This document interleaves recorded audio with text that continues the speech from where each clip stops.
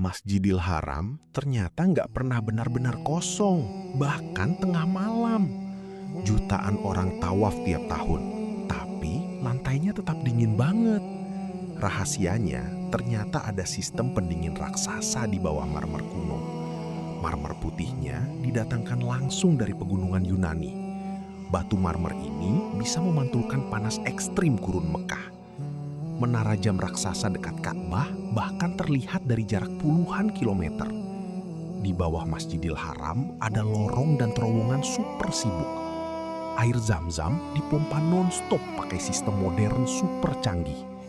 Karpet masjidnya diganti dan dibersihkan hampir setiap hari. Burung merpati di Masjidil Haram jarang buang kotoran sembarangan.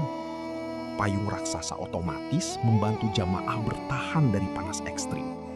Tempat suci ini terus berkembang tanpa menghentikan ibadah sedetik pun.